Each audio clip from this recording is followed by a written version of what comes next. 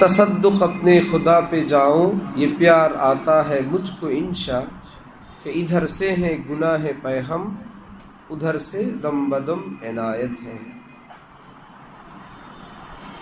আল্লাহ পাকের কাছে খুব চাওয়া, যেমন মাপ চাওয়া, আগামীর জন্য জিন্দিগি চাওয়া, সুস্থতা চাওয়া, মা বাবার জন্য, নিজের পরিবার পরিজনের জন্য, ভাই বোনের জন্য, আপনজন প্রিয়জনদের জন্য, জীবিতদের জন্য, মুর্দাদের জন্য, একবার না 100 বার। তাহলে মুনাজাত কথা বলার মতন অনেক কথা আছে কিনা? যদি শুধুই নিজের 1-2টা কথা হয় তত মুনাজাত শেষ। দুরূদ শরীফ পড়তে থাকা, আরবিতে কোনো দোয়া জানা থাকলে সেটাকে বারবার পড়া, কমপক্ষে রব্বানা আতিনা ফিদ দুনিয়া হাসানা এটা তো মুখস্থ আছে। এটা বিশাল প্যাকেজ। এই প্যাকেজে অনেক কিছু আছে, এটা বারবার বলতে থাকলো, এটা কবুল হইলেও কাজ। একটাই বলতে থাকো, বাংলা আছে যা পারো বলো, আর রব্বানা আতিনা ফিদ দুনিয়া হাসানা ওয়া ফিল আখিরাতি হাসানা ওয়া কিনা আযাবান্নার। কিছু নাই তো মাঝে মাঝে লা ইলাহা ইল্লা আনতা সুবহানাকা ইন্নী কুনতু মিনাজ জালিমিন এটাই পড়ো।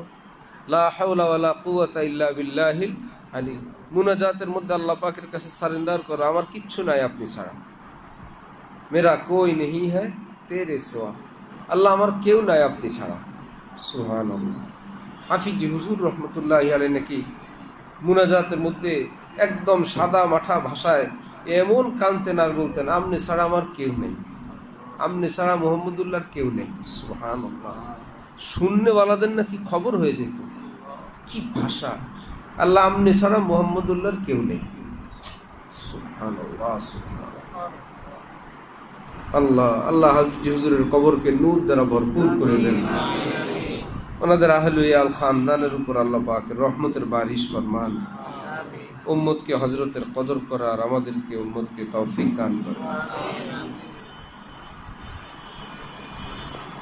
এবং হাদিস শরীফে আছে মুনাজাত শুধু শব্দ দ্বারাই না করা, অন্তরকেও শামিল করা। এবং মেইন সেটাই, অন্তর দিয়ে বলা। কারো জেহেন জাকাওয়াত কম, কারো পড়ালেখায় মনোযোগ কম, কত বিষয়, হাজার বিষয়। এমন এক দরবার, তার কাছে সবাই ঠেকা, কেউ বলতে পারবে না এই ঠেকা না। মুনাজাতের আদব হলো শুরুতে আল্লাহ পাকের হামদ এবং দুরূদ শরীফ পড়া, শেষে হামদ এবং দুরূদ শরীফ পড়া। আরেক দোয়া আছে, কেউ যদি সেটা করে দোয়া করেন সেই দোয়া খুব কবুল হয়। আল্লাহুম্মা আনতাল্লাহু লা ইলাহা ইল্লা আনতাল আহাদুস সামাদ আল্লাযী লাম ইয়ালিদ ওয়া লাম ইউলাদ ওয়া লাম ইয়াকুল লাহু কুফুয়ান আহাদ। কেউ কেউ তো এটাকে ইসমে আজম বলছেন। ইসমে আজম পড়ে দোয়া করলে কবুল হয় না, এটাকে ইসমে আজম বলছেন। আল্লাহুম্মা আনতাল্লাহু লা ইলাহা ইল্লা আনতাল আহাদুস সামাদ। এরপরে তো সহজ, আল্লাহুম্মা আনতাল্লাহু লা ইলাহা ইল্লা আনতাল আহাদুস সামাদ আল্লাযী লাম ইয়ালিদ ওয়া লাম ইউলাদ ওয়া লাম ইয়াকুল লাহু কুফুয়ান আহাদ।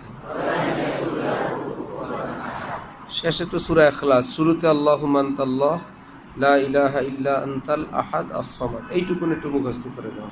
আল্লাহ পাকের কাছে চাওয়ার আরেক দোয়া আছে, ইয়া সুববুহু ইয়া কুদ্দুস ইয়া গফুরু ইয়া ওয়াদুদ। আল্লাহ পাকের 4টা নাম, সুববুহ, কুদ্দুস, গফুর, ওয়াদুদ।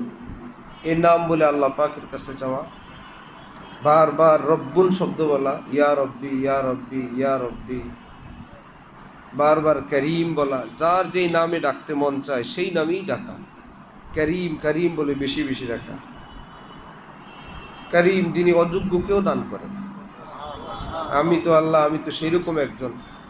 যারা যোগ্যতাওয়ালা আছে তারা তো আপনার থেকে চেয়ে চেয়ে নিবে, তাদের ইবাদত হলে আপনি দিবেন, সেজদায় আপনি দিবেন। আমার তো কিচ্ছু নাই, কিছু তো নাই, আমার চাওয়ার যোগ্যতাও নেই।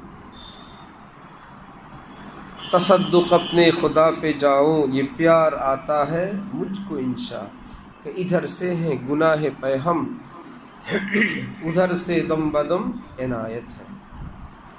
কবির ছদ্ম নাম ছিল ইনশা। নিজেকে বলতেন যে আমার নিজের উপর বড় তাজ্জুব লাগে, অবাক লাগে, আমার মন চায় আমি আল্লাহ পাকের উপর জীবনটাকে উৎসর্গ করে দিই। যে কি আশ্চর্য আল্লাহ, যে আমি এদিক থেকে তার জন্য কতগুলো গুনাহ নাফরমানি পাঠাইতে থাকি, তিনি আসমান থেকে আমার জন্য কেবল রহমত আর রহমতই পাঠাইতে থাকেন। আমি কি পাঠাই, তিনি কি পাঠান। আল্লামা ইকবাল বলছিলেন না যে তুমি গুনে গুনে আল্লাহ পাকের নাম নাও, যিনি তোমাকে বেহিসাব দিতে থাকেন তুমি তার নাম হিসাব করে নাও। যে আল্লাহ তোমাকে হিসাব ছাড়া দেন, অগণিত দিতে থাকেন, সেই মহান দাতার নামটুকুন তুমি বলবা, তাকে কিছু দিবা না। সুবহানাল্লাহ। আমরা কি আল্লাহ পাকে কিছু দেই? একটু নাম নেই, এতেই তিনি আমাদেরকে দিয়ে দেন। সুবহানাল্লাহ। আল্লাহ পাকে কি দেই আমরা, কি আছে আমাদের কাছে? শুধু নাম নিলেই তিনি দিয়ে দেন।